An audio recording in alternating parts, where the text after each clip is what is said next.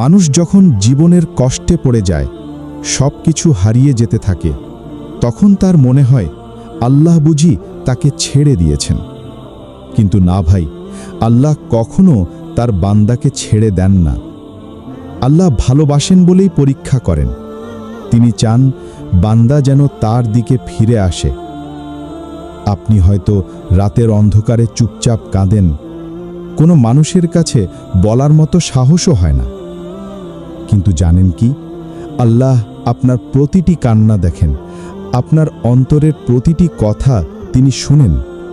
তিনি কোরআনে বলেছেন, তোমরা আমাকে ডাকো, আমি তোমাদের ডাকে সাড়া দেব।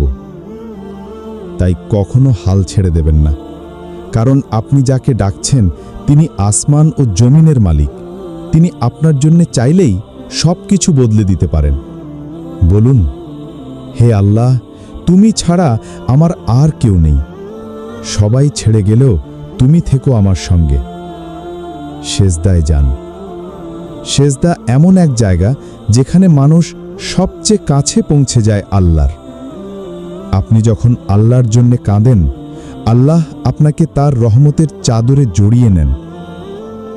হয়তো আল্লাহ আপনাকে কিছু সময় অপেক্ষা করাচ্ছেন, কিন্তু বিশ্বাস রাখুন, তিনি কখনো ভুলে যান না।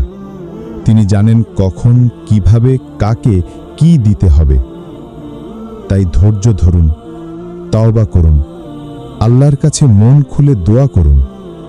একদিন আপনি নিজেই বলবেন, আল্লাহ আমার দোয়া কবুল করেছেন।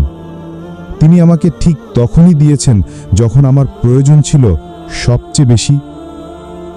আল্লাহ আমাদের সকল বিপদ, কষ্ট ও গুনাহ থেকে মুক্তি দান করুন।